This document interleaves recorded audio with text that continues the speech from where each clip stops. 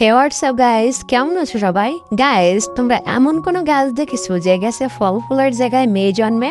মানে গাছে মেয়ে ধরে আর মেয়ে যখন পেকে যায় তখন পাকা ফলের মতো টপ টপ করে তলায় পড়ে। সম্ভব ড্রামার জগতে কি না সম্ভব, কিভাবে সম্ভব এবং ওই মেয়েদের নিয়ে ছেলেরা কি করে সেটা আজকের এই এক্সপয়েন্টে দেখবো। কাল্পনিক মুভিকে রিয়েলিটির মধ্যে নিও না, স্কিপ করে দেখলে বুঝবে না, সব বিনা স্কিপে দেখতে থাকো। কাহিনীর শুরুতে আমাদের হিরো ফ্যাং এবং তার বন্ধু র্যাংকে দেখানো হয়। তারা দুজনে একটি জঙ্গলে যাচ্ছিল। একটু সামনে যেতেই হঠাৎ খুব বৃষ্টি শুরু হয়।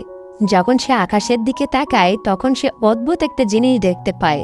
যখন তারা ওটাকে টেলিস্কোপ দিয়ে দেখে তখন তারা দেখে ওটা একটি ব্লু রঙের ফোটাও।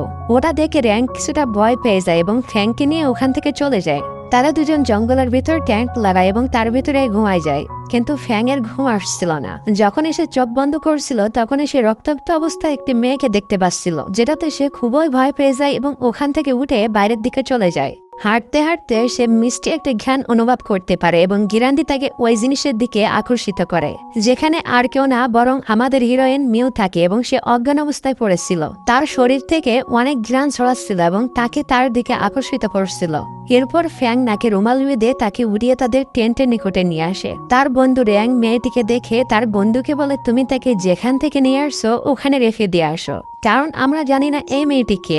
এবং সেও তার দিকে অ্যাট্রাক্ট হচ্ছিল, কিন্তু ফ্যাং তার নাক বেঁধে তাকে থামায়। তারা দুজন মিলে ওই মেয়েটিকে র্যাংকের ফ্রেন্ডের কাছে নিয়ে যায় এবং তার ফ্রেন্ড মেয়েটিকে দেখে কান্না করতে শুরু করে। যেটাতে গাইস আমরা এটা জানতে পারি মিহুর ফেরামনের ঘ্রাণ শুধু ছেলেদের উপরে কাজ করে আর মেয়েদের উপরে ওই ঘ্রাণটা উল্টা কাজ করে আর সে কান্না করতে শুরু করে। ফ্যাং তার রুমে খাদ্য নিয়ে যায়, কিন্তু মিহু তো একদম বাচ্চার মতো ছিল এবং সে তো কিছুই বুঝে না। ফ্যাং তাকে সবকিছু শেখাতে থাকে। খাওয়ার পর কেমন ফিল হয়, কিভাবে খাইতে হয়, এসব কিছু মিহু তো জানেই না।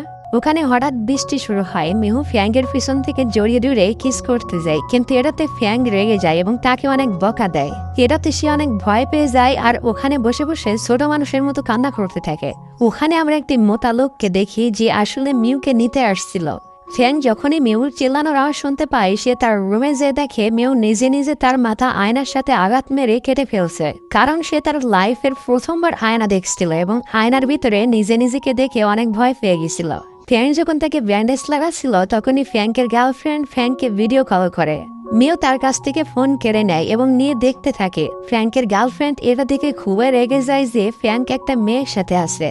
তারপর সে তার কাছ থেকে ফোন কেড়ে নিয়ে কল কেটে পুনরায় তার জখম স্থানে মেডিসিন লাগিয়ে দেয়। মেডিসিন লাগানোর সময় সে পুনরায় তার ফেরামনে অ্যাটাক্ট হতে থাকে। বড় কষ্টে সে নিজেকে সামলায়, কিন্তু মিউ তাকে টেনে নেয় এবং কিস করে ফেলে। এটাতে তাদের দুজনের চারপাশে